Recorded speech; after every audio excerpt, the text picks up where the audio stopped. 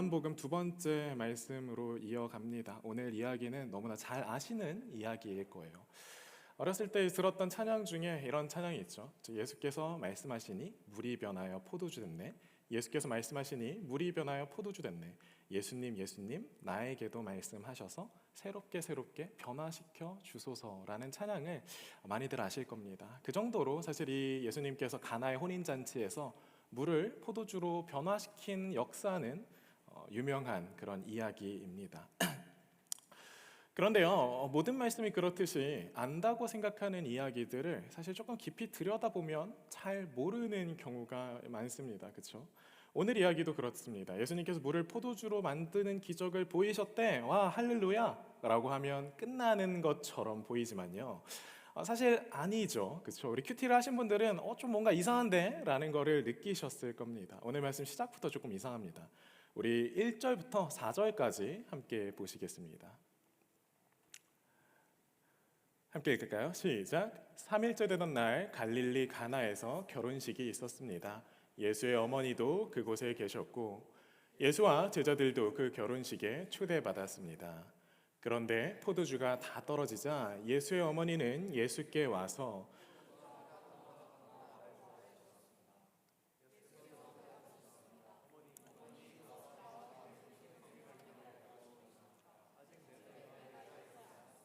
네, 좋습니다.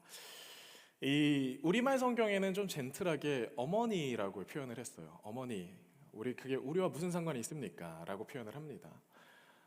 그런데 개역 개정에 보면 뭐라고 표현되어 있냐면 예수님께서 이렇게 말씀하십니다.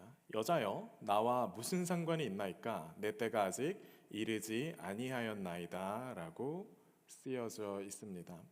이 말씀을 보면서 좀 여러분 좀 이상한 걸 느끼셔야 돼요. 그렇죠? 지금 문제가 생겼어요. 포도주가 떨어졌어요. 그래서 이제 마리아가 예수님을 부릅니다. 오늘 이 말씀을 쭉 보니까요, 이 마리아랑 예수님이 같이 이 잔치에 온 게 아니라 마리아가 따로 와 있고, 그리고 예수님은 예수님의 제자들과 함께 이 잔치에 참여한 것처럼 보입니다. 그래서 이제 마리아는 또 이제 이야기를 쭉 이어가다 보면 뭘 하냐면 하인들에게 직접 명령까지 해요. 무슨 얘기냐면 마리아가 이 행사에 지금 주최 측으로 섬기고 있다라는 것들을 알고 있죠. 예수님의 어머니가 준비하고 있는 이 결혼식에요, 문제가 생긴 거예요. 포도주가 떨어집니다. 포도주가 떨어지고 사람들이 이제 난리가 납니다. 요즘도 결혼식 가면 제일 중요한 게 뭐죠? 결혼식 가면 제일 중요한 게 음식이죠. 그렇죠? 먹는 게 제일 중요합니다. 뭐 장소, 뭐 조명, 그리고 뭐 예를 들어 사진, 뭐 다 중요는 해요. 근데 그거는 신랑 신부들만 중요한 거지. 사실 가는 사람들에겐 그렇게 중요하지 않습니다. 뭐 주례사 중요하죠. 근데 이제 저 같은 이제 목회자들에게나 좀 중요한 것 같아요. 대부분은 주례사가 기냐 짧으냐라는 걸 가지고 주례사가 좋았는지 안 좋았는지 많이 이야기하는 것 같습니다. 근데 이제 중요한 게 이제 음식은요, 음식이 맛이 없으면 그 결혼식은 잘못된 결혼식인 거예요. 굉장히 이 신랑과 신부의 부모님들, 또 가족들, 그리고 당사자들도 욕을 많이 먹는 걸 봤습니다. 이스라엘의 결혼식은 그런 우리가 하는 우리나라의 결혼식보다 훨씬 더 긴 기간을 진행하는 결혼식이었어요. 우리나라는 뭐 몇 시간이면 끝나잖아요. 근데 이스라엘 같은 경우는 한 일주일을 그 잔치의 날로 이제 보냅니다. 근데 그 중간에 포도주가 떨어진 거예요. 준비가 안 돼 있었던 거죠. 예측이 안 돼 있던 거죠. 이런 경우에 얼마나 심각한 경우냐면요. 이 신부 측 부모님이 신랑 측 부모님을 고소할 수도 있었다라고 합니다. 그 당시에 이제 사람들에게 있어서 명예와 또 수치는 굉장히 중요한 것들이었기 때문에 이 신부 가족의 명예를 실추시켰다라는 이유로 고소를 할 수 있는 그런 굉장히 심각한 상황이었다라는 거죠. 이런 상황에서 예수님의 어머니 마리아가 예수님을 부릅니다. 불러서 이제 이야기를 해요. 뭐라고 이야기를 하죠? 지금 포도주가 다 떨어졌다라고 이야기를 합니다. 그러면 여러분 예수님이 어떤 분이에요? 우리가 생각할 때 되게 젠틀하고 또 엄마에게 어떻게 되게 공손하게 대할 것 같은 그런 이미지잖아요. 근데 예수님이 뭐라고 말씀하시냐면 일단 첫 마디부터 심상치 않습니다. 그렇죠? 여자요라고 이야기를 합니다. 여자요, 엄마한테. 이거를 가지고 막 학자들이 연구를 합니다. 했어요. 많이 연구를 했어요. 그래서 야, 그래도 그 당시에 이 나라 문화에는 여자여라고 부를 수 있지 않을까라는 걸 가지고 막 연구를 했는데 그런 증거를 찾지를 못했어요. 이건 되게 이례적이고 독특한 일이다라는 것들을 사람들이 이야기를 합니다. 뭐가 됐든 간에 예수님께서 여자여라고 부른 거는 이 어머니와 쉽게 말하면 선을 긋고 있는 거예요. 당신이 내 지금 엄마가 아니라 당신 쉽게 말하면 어떤 여사님으로 지금 부르고 있다라고 이해를 하시면 좋을 것 같습니다. 그리고 그 뒤에 뭐라고 말씀하십니까? 예수님이 나와 무슨 상관이 있습니까? 라고 말씀을 하셔요. 내 때가 아직 이르지 않았습니다. 무슨 말이죠? 쉽게 말하면 그냥 엄마 제가 그게 뭐 엄마도 아니었죠, 그렇죠? 뭐 여사님 그게 제가 알바입니까예요, 엄마한테. 뭐 포도주가 떨어진 게 저랑 무슨 상관이 있습니까? 라고 이야기를 하는 겁니다. 여러분 지난주에 우리가 무슨 이야기를 나눴냐면요, 지난주에 로고스에 대해서 나눴어요, 그렇죠? 그리고 그 로고스가 예수님이시다. 그리고 그 예수님이 뭐다? 하나님이시고 그 하나님이 뭐다? 사랑이시다라는 이야기를 나눴습니다. 그렇죠? 세상의 원리가 이 로고스고 그 원리가 바로 사랑이고 그 원리가 바로 예수님이다라는 이야기를 했는데 그 이야기를 하자마자 한 장이 딱딱 지나가니까 무슨 얘기가 나오냐면 예수님이 굉장히 버릇없고 공손하지 않은 막대 먹은 모습이 나오더라라는 겁니다. 여러분 지금 이 결혼식에서 예수님께서 그 엄마와 선을 긋고 계신 게 무슨 얘기냐면 예수님의 어떻게 보면 사랑의 표현이라는 이야기라는 거예요. 우리의 상식으로는 잘 이해가 안 되죠, 그렇죠? 이게 어떻게 사랑을 하는 사람의 모습이지? 이게 어떻게 우리가 믿는 그 사랑이라는 것이지? 라는 생각이 들 겁니다. 그런데 조금 이 내용을 잘 살펴보면요, 예수님이 왜 이렇게 말씀하셨는지를 이해할 수가 있습니다. 지금 이 결혼식에서 예수님은 초대받은 손님이신 거예요. 초대받은 손님. 자, 결혼식이 열렸어요. 그리고 예수님은 지금 이 결혼식에 주인으로 와 계신 게 아니라 손님으로 와 계시단 말이에요. 그렇기 때문에 예수님은 자신이 나서야 할 때와 나서지 말아야 할 때를 분명하게 알고 계셨던 거예요. 예수님이 능력이 없어서가 아니라 예수님이 능력을 베푸실 상황이 아니기 때문에 예수님은 나와 무슨 상관이 있습니까? 라고 묻고 계신 겁니다. 여러분 잘 생각해 보세요. 카페에 갔어요. 그래서 카페에 갔는데 카페에 커피 머신이 고장이 났어요. 근데 제가 이제 커피 머신을 너무 잘 알아요. 그래서 수리도 해본 적이 있어요. 그렇다고 한들 제가 이렇게 손님으로 있을 때 고장이 났는데 제가 갑자기 대뜸 들어가고 카운터에 들어가서 제가 고칠 수 있는데 제가 고쳐보겠습니다라고 한다면 그것은 어느 정도 이제 선을 넘은 거죠, 그렇죠? 손님은 손님으로 있을 때에 사실 제일 마땅하고 제일 아름다운 법입니다. 여러분 이 차이를 좀 아셔야 돼요. 하나님께서 왜 내 인생에 역사하지 않으시지? 세상에 수많은 이제 불행들과 어려움들이 있는데 그 가운데 하나님은 대체 어디에 계신 거지? 답은 생각보다 또 쉽습니다. 뭐냐면 우리 인간이 하나님께 하나님의 자리를 드린 적이 없기 때문에 그렇습니다. 하나님을 주인의 자리에 두지 않고요, 하나님을 이 땅에 주님 저기에 잠깐 앉아 계세요, 주님은 그냥 여기에 손님이고 제가 다 알아서 할게요 라고 이야기를 하기 때문에 우리 주님께서 일하실 수가 없다라는 거죠. 여러분 예수님은 지금 자신이 권세를 행할 수 있는 자리인지 아닌지를 분명하게 알고 계십니다. 우리 요한복음 1장을 잘 큐티하신 분들은 이제 아시겠지만 예수님께서 제자들을 부르셔요. 제자들을 부르실 때 뭐라고 하고 부르십니까? 내가 너를 이제 따라가겠다라고 하지 않으십니다. 그렇죠? 내가 너가 가는 곳에 내가 같이 가겠다라고 말씀하시지 않습니다. 뭐라고 말씀하시죠? 제자들한테 너희가 나를 따르라라고 말씀을 하셔요. 요한복음 1장 46절에 보면 예수님의 제자가 된 빌립이 그 친구 나다나엘이라는 사람을 예수님한테 부를 때 이렇게 이야기를 합니다. 띄워주시면 좋을 것 같아요. 나다나엘이 물었습니다. 나사렛에서 무슨 선한 것이 나오겠는가? 빌립이 말했습니다. 와서 보시오라고 말을 합니다. 나다나엘이라는 사람이 있는데 그 사람이 이제 예수님이라는 걸 메시아가 왔대라는 이야기를 듣습니다. 근데 그 예수님이 어디서 왔더라? 나사렛이라는 곳에서 왔더라. 그런 촌동네에서 어떤 선한 것이 대체 나오겠어? 그럼 말도 안 되는 소리 하지 마라고 이야기를 한 겁니다. 이 반응을 들은 여러분 빌립도 그렇고요, 그리고 예수님도 그렇고 그 이야기를 들은 다음에 이 나다나엘에게 와서 내가 얼마나 대단한 존재인지 증명하시지 않았습니다. 와서 설득하시지 않으셔요. 뭐라고 이야기하시죠?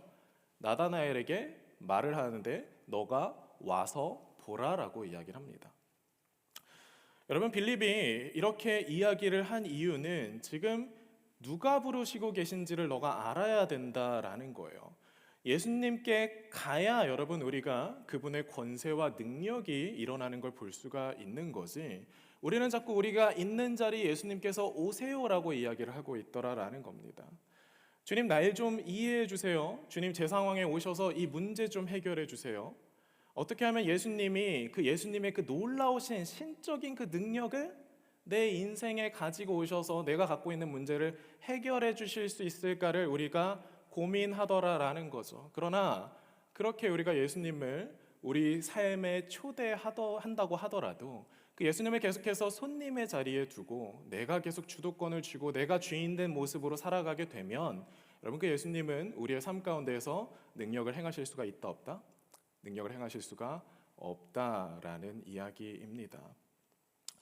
여러분, 이 손님 잔치의 손님이에요. 손님이기 때문에 예수님께서는 포도주가 없다라고 이야기를 해도 그것을 지금 내가 당장 만들어야겠다라는 이야기를 하지 않으시는 겁니다.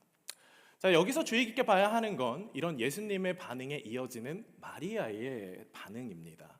예수님의 어떻게 보면 매몰찬 이 선긋기에요, 마리아가 어떻게 반응을 합니까? 5절 우리 한번 같이 읽어볼까요?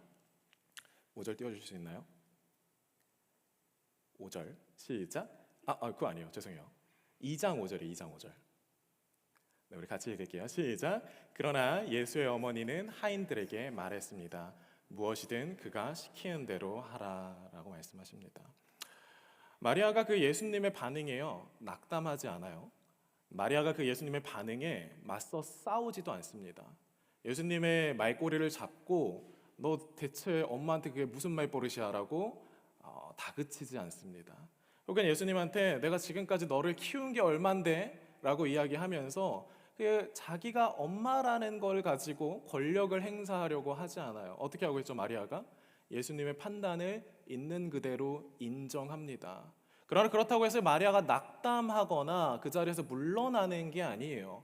마리아는 뭘 하냐면 예수님한테 상황을 말씀드리고, 예수님 이런 상황입니다 라고 말씀드리고요, 그리고 그 상황을 말씀드린 그 이후의 일은 자기가 이어나갑니다. 그렇죠? 하인들을 다 불러요. 그리고 하인들에게 뭘 하죠? 주인이 누구이신지를 보여주고 있는 거예요. 이제부터 주인은 내가 너희의 주인이 아니라 이제부터 여러분들의 주인은 이 예수님이니까 여러분 예수님 말씀을 잘 들으세요라고 자기가 할 일들을 합니다. 여러분, 이 마리아의 반응이 바로 우리가 예수님을 어떻게 모시고 우리가 주님께 어떻게 기도해야 하는지를 보여주고 있는 거예요. 지금 마리아의 행동은 바로 예수님께 주인의 자리를 돌려드린 거죠. 지금 이 포도주가 없습니다라는 그 상황을 말씀드리고요, 그 포도주가 없는 상황에서 포도주를 만들 건지 아니면 포도주를 만들지 않을 건지, 혹은 포도주가 아니라 또 다른 예를 들어 사과 주스를 가지고 올 건지, 이거는 마리아가 결정하는 게 아니라 누가 결정하는 거죠? 주인이신 예수님이 결정하시게끔 마리아는 그 자리를 비워드리고 있더라라는 겁니다. 동시에 마리아는 자기가 해야 할 일들, 할 수 있는 일들을 해 나갑니다. 우리는 자주 기도를 해요. 기도를 하고 하나님께서 들어주시나 안 들어주시나를 계속 기다립니다. 기다려요. 그리고 물어보면은 기도했는데 하나님이 아직 응답을 안 주시네 라는 이야기들을 할 때가 있어요. 그러면서 이제 가만 보면 뭐라고 있냐면 기도만 하고 내가 해야 할 일은 하지 않고 있는 경우가 너무 많습니다. 여러분, 그런데 우리가 정말 예수님을 하나님이라고 생각하고 정말 하나님을 이 세상의 창조주이시자 모든 것을 주관하시는 왕이라고 생각한다면 여러분, 기도하실 때 조심스럽게 기도를 하셔야 합니다. 정말로 여러분, 진지하게 기도를 하셔야 돼요. 해도 되고 이루어지지 않아도 그만인 것들을 가지고 기도를 하면 여러분, 그걸 가지고 하나님이 여러분의 기도를 들어주셔야 할 이유가 어디에 있죠? 그렇죠? 나조차도 그렇게 절박하지 않아요. 나조차도 그걸 중요하게 생각하지 않아요. 그런데 하나님한테 기도합니다. 하나님, 저 이거 있으면 좋겠어요. 기도할 수 있죠. 그럼 하나님이 그래, 있으면 좋겠구나 정도로 생각을 하시고 하나님도 지나가십니다. 왜요? 나도 그냥 그게 중요하지 않다라고 생각을 하니까요. 그런데 이게 정말 중요하다라고 생각하는 사람은요, 하나님한테 기도하고 행동합니다. 내가 거기에 내 모든 걸 걸고 내가 해결해야 되는 문제들, 내가 풀어야 하는 것들을 내 모든 걸 담아서 내가 이뤄냅니다. 왜 그렇죠? 그만큼 절박하고 중요하기 때문입니다. 여러분이 하나님한테 기도를 할 때 그런 기도를 해야 된다라는 거예요. 아무거나 기도를 하는 거, 그냥 이런저런 하나님한테 이야기는 할 수 있지만 정말 내가 이게 중요하게 이루어져야 된다고 생각을 하면 여러분, 하나님께서 선을 긋는다고 하시더라도 우리는 그렇게 행동해야 되는 겁니다. 우리가 그 상황을 만들어야 되고요. 세상 가운데 하나님을 주인으로 삼고 있지 않은 것들을 최대한 하나님을 주인 삼게끔 바꿔 놓아야 한다라는 거죠. 여러분, 마리아의 자세가 자신에게 부여된 권한으로 하인들을 준비시키고 그들에게 예수님을 진짜 주인으로 가져다 드립니다. 그리고 주님께 그 주인의 자리를 돌려드리니까 어떤 일이 벌어지냐면 그 자리에서 예수님께서 역사를 이루시게 되는 거죠. 표적을 보이시게 되고 능력을 행사할 수 있게 되시는 겁니다. 여러분, 우리가 갖고 있는 이 모든 상황들, 우리 하나님께는 사실 너무나 쉬운 일들이에요. 너무나 간단하기도 하고 모든 일들을 하실 수 있습니다. 그러나 하나님께 우리가 하나님의 판단을 우리가 신뢰하지 않고요. 하나님의 생각을 우리가 신뢰하지 않고 나의 생각에 갇혀서 나는 반드시 포도주가 필요해. 포도주를 어떻게든 만들어내야겠어. 라는 마음에 우리가 갇혀 있을 때 우리는 하나님께서 일하실 또 다른 역사를 우리가 놓치게 되더라라는 겁니다. 우리 인생 가운데에 여러분, 그렇기 때문에 하나님을 우리의 주인으로 삼는 게 너무너무 중요한 거예요. 우리가 기도를 한다라는 건 그 하나님을 우리의 주인의 자리에 둔다라는 이야기인 거죠. 요한복음 1장에서 요한은 빛을 이야기하면서 이렇게 말합니다. 영접하는 자, 곧 그 이름을 믿는 자들에게는 하나님의 자녀가 되는 권세를 주셨으니라고 이야기를 합니다. 영접하는 자, 이 말이 이제 좀 확실하게 와 닿으시죠. 예수님 우리가 초대하는 거, 예수님 저 좀 도와주세요, 저 좀 살려주세요 라고 이야기만 한다고 해서 하나님의 일이 일어나고 내가 하나님의 자녀가 되는 게 아니라 그 영접이라는 건 초대한 그 예수님을 나의 주인의 자리에 둘 때 그때 비로소 내가 하나님의 자녀답게 살아갈 수 있게 된다라는 겁니다. 여러분, 주님께서 역사하실 때에 물이 변해서 포도주가 되는 일이 일어났죠. 그렇죠? 예수님께서 하인들에게 물 항아리를 가득 채우라고 하십니다. 하인들은 이 물 항아리 6개의 물을 가득 담습니다. 여러분, 이 물이 변해서 포도주가 되는 과정 또한 우리가 주의 깊게 잘 살펴봐야 돼요. 이것도 좀 이상하지 않습니까? 그렇죠? 뭐가 이상하다는 거예요 도대체? 라고 이야기를 하시는데 모든 것에 의문과 의심을 품으셔야 됩니다. 여러분이 하인이라고 한번 생각을 해봅시다. 하인이라고. 근데 갑자기 이상한, 이때는 뭐 예수님이 처음 기적을 이제 베푸셨다고 얘기를 하니까 이상한 이제 청년 하나가 오더니 저기 있는 밖에 있는 이제 물 항아리에다가 물을 채워 갖고 오래요. 그래서 물을 채웁니다. 열심히 거기다가 알겠습니다. 그러고 대충 채웁니다. 그리고 뭐라고 얘기하나요? 다 채웠으면 가서 사람들한테 나눠주래요. 이제 이상하죠, 그렇죠? 뭐 하자는 건가? 내가 분명히 채운 것도 내가 채웠으니까 봤어요. 물이에요. 분명히 100% 물이에요. 근데 이걸 그냥 갖다 주라고 하면은 사람들이 지금 포도주를 찾고 있는데 그럼 지금 뭐 하자는 건가? 라는 생각이 저는 들었을 것 같아요. 지난주에 말씀드렸던 것처럼 저는 이제 심성이 굉장히 이제 삐뚤어진 사람이기 때문에 예수님한테 그냥 예수님 이거 그냥 맹물인데 정말로 갖다 줘요? 라고 이제 말대답을 했을 것 같다라는 생각이 좀 들기는 합니다. 근데요, 하인들은 그러지 않아요. 하인들은 예수님께서 말씀하신 그대로 순종합니다. 여러분, 하인들이 포도주 만드는 법을 몰랐을까요? 하인들의 역할이 이 당시에는 그거였을 거예요. 그냥 포도주 만들고 포도즙 따갖고 어떻게 하고 발효시켜서 포도주를 만드는 과정을 이 하인들은 다 알고 있었을 거예요. 하인들은 알아요. 그냥 자기가 부은 물이 그냥 물이라는 것도 하인들은 알고 있어요. 그런데요, 하인들은 그 예수님의 지시에 전적으로 순종합니다. 나에겐 이해되지 않고 내가 생각했을 때 100% 이건 아니다 싶지만 하인들은 예수님이 하시는 말씀에 100% 순종해서 이 기적을 이뤄내는 하나님의 도구가 되더라라는 겁니다. 여러분, 하나님을 나의 주인으로 삼으며 산다라는 건 전적인 순종을 의미해요.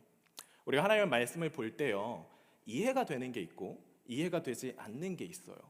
특히 이제 현대적인 센스로 봤을 때 이거는 그래 요즘 시대에 괜찮은 것 같아.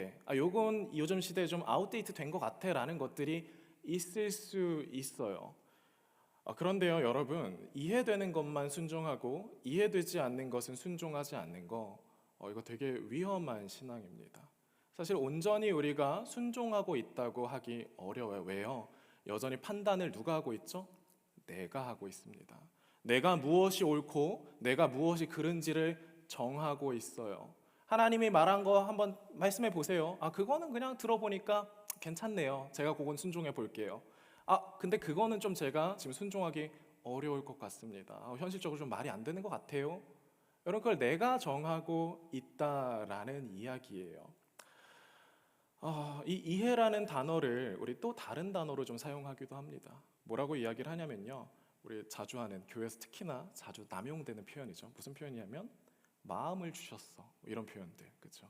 하나님이 나한테 이런 마음을 주신 것 같아. 하나님이 나한테 그 마음은 주시지 않았어라는 이야기들을 합니다. 여러분 조심하셔야 해요. 여러분들에게 마음을 주실 수 있어요. 마음을 주시지 않을 수도 있습니다. 그런데 그 마음이 하나님이 주셨다라는 걸 어떻게 합니까? 어떻게 알아요? 여러분이 해야 된다, 하지 않아야 된다, 아침을 뭘 먹어야 된다, 먹지 말아야 된다, 마음이 들 수 있어요. 그런데 그 마음이 하나님이 주셨는지 어떻게 아냐라는 거예요. 여러분, 사울은 자신의 마음에 귀를 기울입니다. 그래서 어떤 일을 저지르냐면요, 다윗한테 창을 던져요. 다윗은 자신의 마음에 귀를 기울이고, 심지어 다윗은 뭐라고 어떻게 생각을 하냐면 자신의 마음에 있는 그 생각이 하나님께서 주신 생각이라고 생각하기까지 해요. 그래서 인구조사를 하고 그 결과로 끔찍한 일을 이스라엘이 겪게 됩니다. 여러분, 이 마음들이 하나님이 주신 마음이라고 생각했는데 하나님이 주신 마음이 아니었던 거예요. 여러분, 마음이 중요해요. 그렇죠? 마음 중요합니다. 우리가 자발성을 가지고 정말 너무 사랑하고 싶은 마음이 생기는 거 중요하고, 섬기고 싶은 마음이 생기는 거 중요하고, 세상에 나아가서 하나님 말씀대로 살고 싶은 마음이 드는 거, 특히나 아침에 큐티하고 싶은 마음이 드는 거 중요합니다. 너무 복되고 은혜가 되죠. 근데 그 마음이 없다고 해서 우리가 말씀대로 살아가지 않을 이유가 됩니까? 요즘 학교에서 종이를 나눠주면요, 종이를 찢는 애들이 많아졌대요. 저는 사실 상상을 하지 못하고, 저는 제 주변에서 본 적도 없는데 진짜로 보스턴에서 이제 어떤 학교에서 일하는 친구가 그 이야기를 해줬는데, 얼마 뒤에 또 알고리즘이 진짜 무서워요. 시리가 다 듣고 있는 것 같아요. 그래서 또 이제 그 뜨는 거예요. 뭐 이렇게 교육 전문가들이 얘기하는데 요즘 학교에서 종이를 찢는 친구들이 많아졌다라는 거예요. 종이를 나눠주면 그냥 찢는데요. 그 자리에서. 그리고 왜 찢는 거야라고 물어보면, 저 지금 여기다 뭐 그릴 마음이 아니에요. 여기다 제가 뭔가를 할 기분이 아니에요, 라고 이야기를 한다라는 거예요. 여러분, 여기에 뭐라고 대답을 하시겠습니까? 아직 나는 여기 공부할 마음도 아니고, 난 그림 그릴 마음도 없고, 난 여기에 뭐 글을 쓰라고 그러고 글을 쓸 마음도 없고, 난 학교 다닐 마음도 없어. 애들이 다른 친구를 막 괴롭히고 못 살게 굽니다. 왜 괴롭혔냐고 물어보면 뭐라고 하는지 아세요? 그냥요. 제가 기분 나쁘게 했어요. 제 마음에 안 들어요. 다른 이유가 없어요. 그냥 내 기분에 안 든다는 거예요. 내 기분을 나쁘게 했다라는 거예요. 그런 아이들에게 뭐라고 대답하시겠습니까? 자기 마음 아니에요? 남을 괴롭히는 거? 거기에다가 어떤 법과 어떤 규칙을 갖다가 대시겠습니까? 그건 네 생각이라고 라고 이야기를 하면, 그건 네 마음이고 라고 이야기를 하면 뭐라고 말씀을 하시겠습니까? 여러분, 마음을 읽어주는 거 중요해요. 읽어줘야죠. 마음을. 그렇구나, 그렇게 너가 그림 그리고 싶지 않구나, 그럴 수 있어. 근데 지금 이 시간은 그림 그리는 시간이야, 가르쳐줘야 하는 겁니다. 지금 우리가 무엇을 해야 하는지, 어떤 행동을 해야 하는지 가르쳐주기 위해서 선생님이 있는 거고 부모가 있는 거죠. 그러나 우리가 그 일을 왜 못하고 있죠? 기준을 잃어버렸기 때문입니다. 여러분, 기준을 잃어버린 세대에게는 이게 악한 마음인지 선한 마음인지를 분별할 수 있는 능력이 없어요. 하나님을 잃어버린 사람들, 성경의 권위를 인정하지 않는 사람들은 그렇게 살 수밖에 없어요. 그 사람들이 나빠서가 아니라 그냥 그렇게 될 수밖에 없어요. 조커가 이야기를 하죠. 조커가 배트맨한테 너가 선인지 너가 악인지는 어떻게 알아? 라고 물어봅니다. 알 수가 없어요. 세상이 거꾸로 된다 그러더라도 그게 악한 건지 선한 것인지 우리가 하나님의 말씀이 없으면 알 수가 없습니다. 하나님 중심으로 사는 게 아니라 내 마음 중심으로 살아가기 때문에 기준을 잃어버리고 우리는 달면 삼키고 쓰면 뱉는 그런 세상을 살아가고 있습니다. 마음 있으면 좋죠. 근데 마음이 없으면 행동할 수가 없습니까? 마음이 없어도 해야 하는 일이 있습니다, 여러분. 마음이 없어도 밥은 먹어야 되고요. 마음이 없어도 운동은 해야 합니다. 마음이 없어도 여러분 말씀은 읽어야 돼요. 내가 그럴 기분이 아니더라도 남들을 괴롭히면 그건 불법은 불법인 거예요. 벌을 받아야 하는 겁니다. 여러분 전혀 달려본 적이 없는데 달려야 할 것 같아서 난 뛰었어. 오늘 뛰고 왔어. 라는 이야기를 하는 사람이 많지 않아요. 달리는 사람들, 달리기가 습관이 된 사람들한테 이제 물어보잖아요. 대부분 다 뭐라고 얘기를 하냐면 난 처음에 달리기 전에 내가 달리는 걸 이렇게 좋아할 줄 몰랐다고. 난 달리기랑 안 맞는다라고 생각을 했다라고 이야기를 합니다. 근데 그냥 그 생각을 접어두고 일단 뛰는 거예요. 보통 다 이제 뛰기 시작한 이유는 건강상의 이유예요. 사람이 원래 죽을 때가 되면 변하거든요. 죽음을 앞두면 이렇게 살면 안 되겠다라는 걸 그제서야 깨달아요. 그러니까 뛰다 보니까 생각보다 괜찮네. 생각보다 재밌네라는 걸 뛰면서 발견하더라라는 거예요. 여러분 우리가 순서가 좀 잘못됐어요. 그렇죠? 물론 뛰고 싶은 마음이 막 생기고 성경을 읽고 싶은 마음이 막 생기고 좋아요. 너무 좋죠. 은혜죠. 그런 것들이. 근데 그게 없다고 하더라도 우린 해야 하는 일을 해야 합니다. 예배 시간에 오는 거 오고 싶어서 오신 분들 있으면 축복합니다. 오고 싶지 않아도 와야 되는 거예요. 찬양하고 싶지 않아도 여러분 입을 열어서 우리가 찬양해야 하는 겁니다. 여러분 그럴 때에 하나님께서 역사하실 틈이 생기고요. 그렇게 순종하는 하인의 모습을 통해서 물이 변해서 포도주가 되는 거예요. 분명한 하나님의 말씀이 있기 때문에 우리가 거절할 수 없는 그런 인생을 살아가시길 바랍니다. 제가 자주 이야기하잖아요. 제가 사역을 하고 싶어서 시작을 했다고요? 아니라고 말씀을 계속 드리잖아요. 그렇죠? 신학교에 갈 때에 그렇게 가고 싶지 않았는데 정말 가야 될 것 같아서 목회를 할 때에도 기도한 것들이 이루어지니까 이 길을 가긴 가야겠다라고 생각을 해서 가다 보니까 그 길에 정말 놀라운 은혜가 있더라. 여러분 어떤 길은 그 길을 걸어봐야만 우리가 그 기쁨과 아름다움을 깨닫게 되는 길들이 있습니다.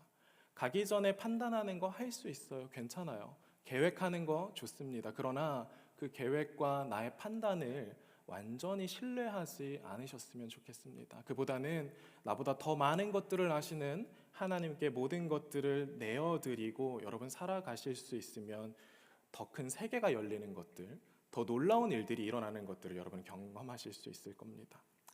그렇기 때문에 순종이 먼저예요. 순종하지 않는 사람에게는 그 다음 페이지가 열리지 않습니다.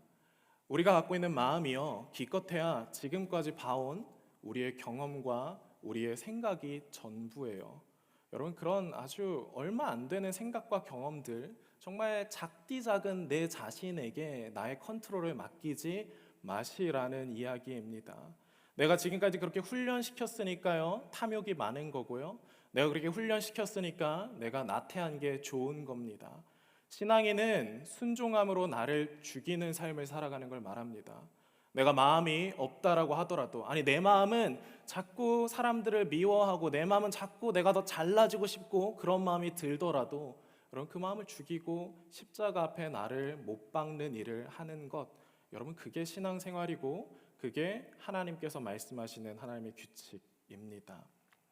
베드로가 예수님을 처음 만났을 때요, 물고기를 한 마리도 못 잡고 돌아왔을 때가 있어요. 예수님이 뭐라고 말씀하시냐면 저쪽 가서 물고기를 잡아봐라고 말씀하십니다. 베드로가 어떻게 했냐면 그 말에 순종을 합니다. 순종을 해요. 여러분 베드로가 그러고 싶은 기분이었겠어요. 자기가 나름 유명한 어부고 나름 여기에서 잔뼈가 굵은 어부인데 한 마리도 지금 못 잡고 돌아왔어요. 얼마나 수치스럽고 부끄럽겠습니까? 주님 저 지금 그럴 기분 아니에요. 이미 그분 거기에 금을 내려봤고요. 당신이 저보다 뭐 더 많이 압니까? 라고 베드로가 물어볼 수도 있었을 거예요. 그러나 베드로는 예수님의 말씀을 듣고 순종합니다. 그리고 우리가 모두 다 아는 것처럼 놀라운 일이 일어나죠. 코빼기도 안 보이던 물고기들이 그 그물에 엄청나게 걸려 올라와서 배가 하나 더 필요한 역사를 경험합니다. 여러분 이 놀라운 일을 경험한 베드로가 예수님을 부를 때 호칭이 변해요. 예수님 처음 만났을 때 뭐라고 하냐면 선생님이라고 부르는데 나중에 이 일을 겪은 다음에 어떻게 하냐면 베드로가 주님 저는 죄인입니다. 저를 떠나시옵소서라고 이야기를 합니다. 사랑하는 성도들은 우리가 예수 그리스도가 우리의 주인이 되기를 바랍니다. 여러분들이 순종할 때에 하나님께서 정말 놀라운 일을 이루실 거예요. 그리고 여러분 그 일을 보게 되면 여러분이 막 의도적으로 예수님은 나의 주인이야, 예수님은 나의 주인이야 라고 붙들지 않더라도 여러분 자연스럽게 여러분들이 그 하나님의 주인 되심을 인정하게 되실 겁니다. 여러분의 순종을 통해서 여러분의 삶이 놀라운 기적과 기쁨의 삶으로 변화하는 일을 경험하시게 되기를 바랍니다. 여러분 그렇게 우리의 인생이 물과 같은 인생에서 포도주와 같은 인생으로 바뀌게 된다라는 게 결국 오늘 이야기예요. 내 마음으로, 내 능력으로, 내 힘으로 살아가는 사람들은요, 결국에는 지치게 됩니다. 이게 비밀인데요. 살다 보면 어느 순간 미래가 기대가 되지 않는 순간이 찾아와요. 어느 순간 미래가 기대가 되지 않는 시점이 찾아옵니다. 어떠세요? 1년 1년 나이 드시는 게 기분이 좋으신가요? 아니면 기분이 별로 좋지 않으신가요? 저는 20살 초반에 이제 꿈이 이제 세계 정복 같은 거였어요. 이제 축구를 차도 거의 뭐 프리미어리그 가서 난 축구를 차야 될 것 같고, 뭐 공부를 해도 뭐 하버드 가서 난 공부를 해야 될 것 같고, 정말 노력하고 내가 애쓰고 열심히 하면 다 할 수 있을 거라고 생각을 했습니다. 근데 나이가 25이 딱 넘어가는 순간에 25살 굉장히 많죠 여기도 넘어가는 그 순간에 뭘 느꼈냐면 내가 이제 성장이 끝났다라는 걸 확 느꼈습니다. 신체적인 성장도 끊어졌고요, 멈춘 것 같고 지적인 성장도 이제 내가 10대 후반의 그 쌩쌩했던 두뇌가 아니라는 것들을 확 깨닫게 됐어요.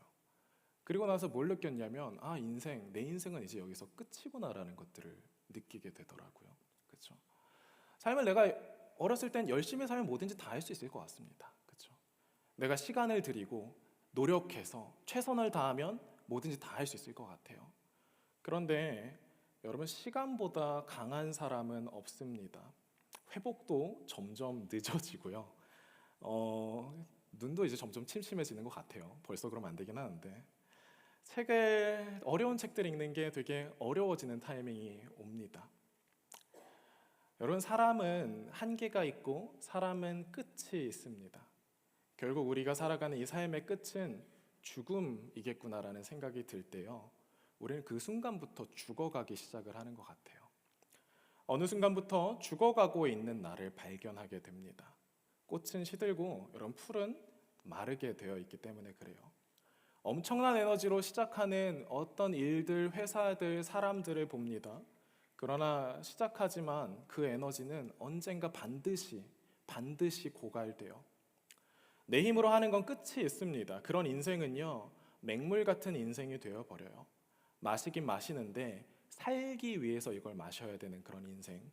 살아있긴 살아있는데 왜 살아있냐면 죽어야 할 이유를 찾지 못해서 어쩔 수 없어서 살아있는 인생. 여러분 그저 그렇게 남들 사는 대로 살아가는 그저 그런 인생이 됩니다. 여러분 그런 하나님의 사람은 달라요. 하나님의 말씀으로 물에서 포도주로 변화한 사람의 인생은 다릅니다.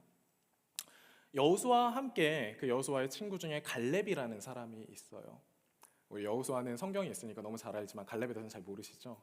갈렙이 이제 여호수아와 함께 이스라엘 땅을 정탐했던 정탐꾼 중에 한 명인데요. 여호수아와 함께 이 땅에 대해서 가나안 땅에서 이 땅을 우리가 차지할 수 있습니다라고 이야기했던 용기 있던 사람 중에 한 명이었어요. 이 두 명의 정탐꾼만 이제 가나안 땅에 들어갔고요. 나머지는 다 이 광야에서 죽게 되는 그런 불상사가 이스라엘 가운데 있었죠. 아무튼 이 갈렙이요 어떤 사람이냐면 85세가 되었을 때에도 전쟁에 나갑니다. 85세. 85이면 뭐 할아버지죠. 이제 뭐 내일 당장 하늘나라에 갈지 내일 모레 갈지 모르는 그런 상황이고 신체적인 능력도 사실은 뭐 전쟁에 나갈 수가 없는 상황일 거예요. 그런데 이 갈렙은 85세가 되었을 때 전쟁에 나가고 심지어 헤브론이라는 도시를 점령합니다. 이 비결이 무엇입니까? 갈렙이 이렇게 말합니다.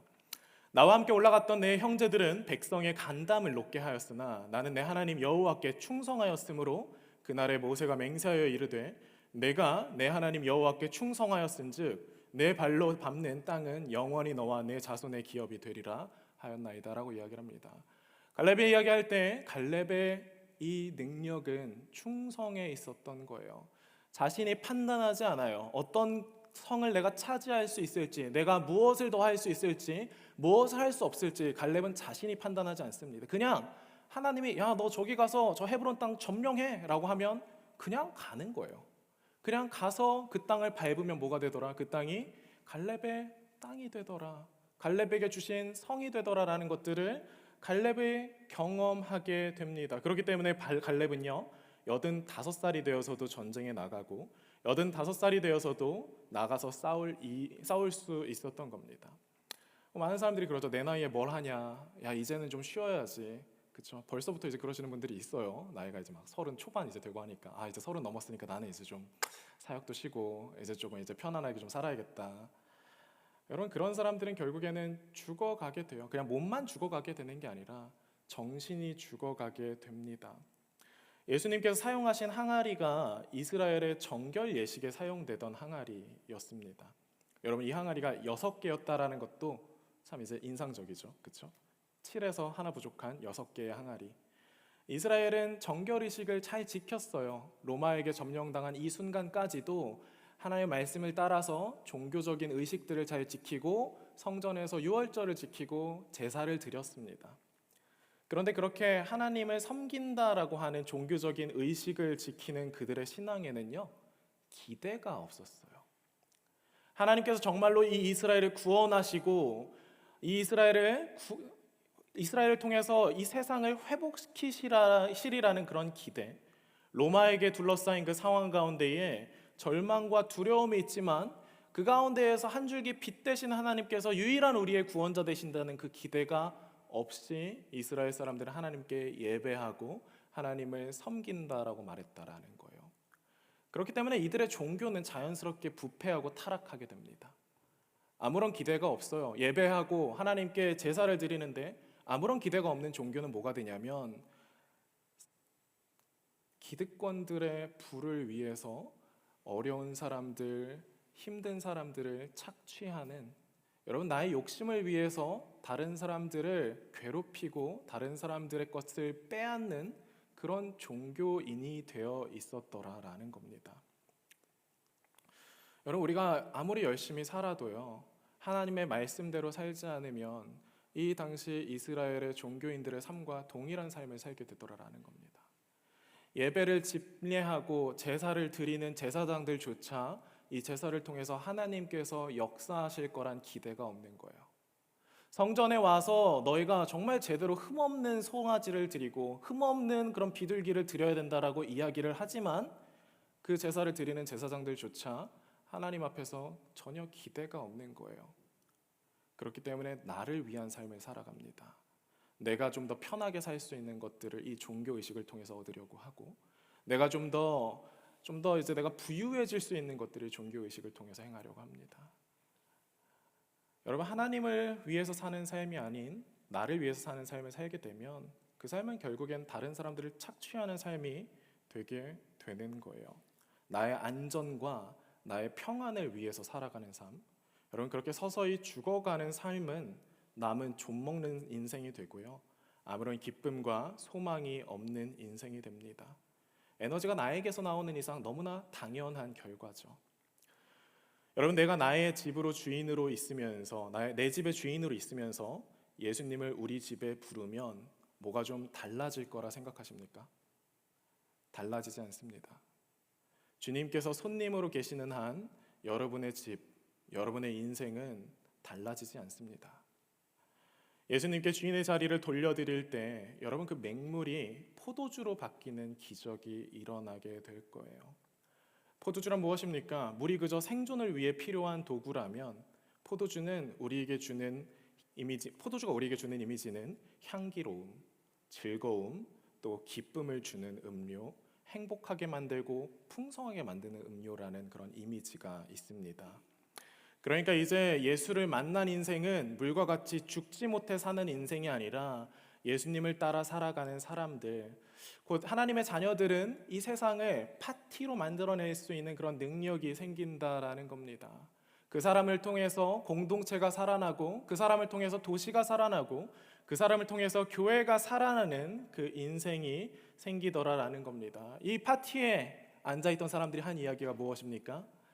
원래 인생이라는 게 처음에 좋은 포도주를 냈더라도 그 다음에 조금 덜 좋은 포도주를 내는 게 그게 인생의 원리인데, 오늘 당신은 처음보다 훨씬 더 좋은 포도주를 지금 우리에게 내놓았다. 어떻게 이런 일이 가능할 수 있느냐라는 것들을 묻는 겁니다. 그때 요한은 기록을 합니다. 뭐라고 이야기를 하죠? 물떠온 하인들만 알았더라라고 이야기를 합니다.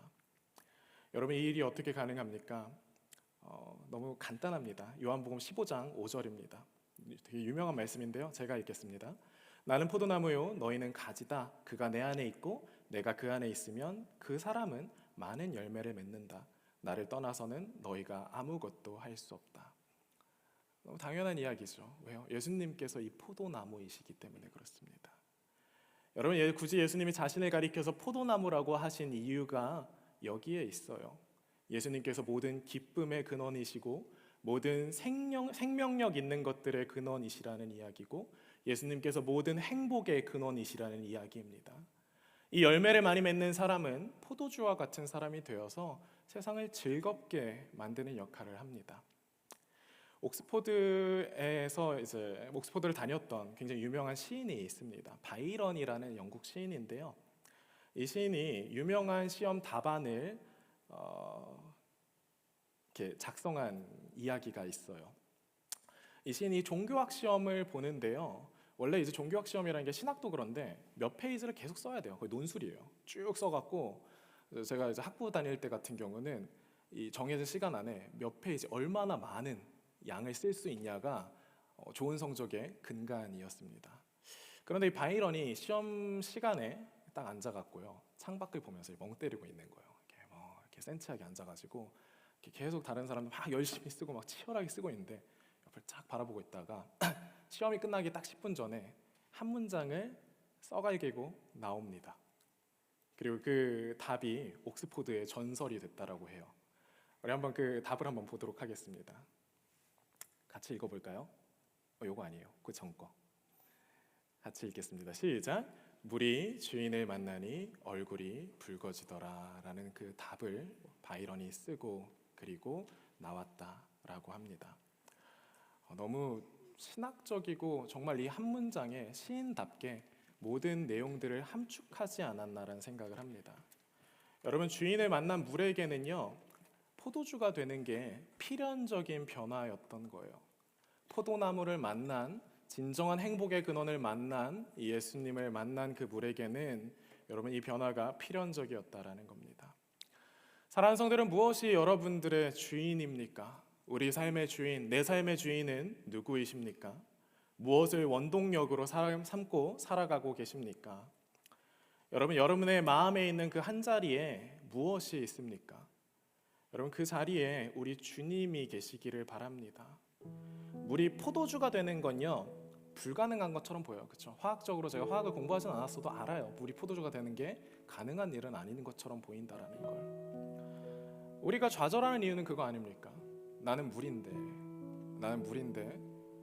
포도주가 되고 싶은데 될 수가 없다. 내 인생은 지금 여기에 막혀서 아무리 생각하고 머리를 굴리고 해도 이번 생은 좀 망한 것 같다. 여러분, 내가 내 힘으로 살아가면 그렇습니다. 물은 절대 포도주가 될 수가 없어요. 그러나 오늘까지 수많은 사람들이 물과 같은 인생에서 포도주와 같은 인생으로 변화한 사실을 우리가 알고 있고 우리가 보고 있습니다. 그 유일한 방법은요, 예수님께 우리의 주인의 자리를 돌려드리는 거예요. 우리의 인생 가운데 손님으로 와 계시고 우리 문 밖에서 우리의 마음을 두드리시면서 문을 열어달라고 이야기하는 주님께 우리의 문을 열고, 주님에게 이제 내가 주님의 말씀 따라 살겠습니다. 주님, 이제 내가 주님의 말씀에 순종하며 살겠습니다. 주님께서 말씀하실 때에 그 말씀이 이해가 되지 않더라도, 납득되지 않더라도 주님, 내가 가라 하시면 가고 오라 하시면 오겠습니다. 여러분, 그때 우리의 삶이 향기로워지고 여러분이 있는 곳이 기쁨으로 가득 차게 될 것입니다. 다시 우리 처음에 함께 나눴던 찬양을, 가사를 한번 읽어보고 마쳤으면 좋겠습니다. 이게 신학적인 깊이가 있는 찬양이에요. 예수께서 말씀하시니 물이 변하여 포도주 됐네. 예수께서 말씀하시니 물이 변하여 포도주 됐네. 예수님 나에게도 말씀하셔서 새롭게 변화시켜 주소서.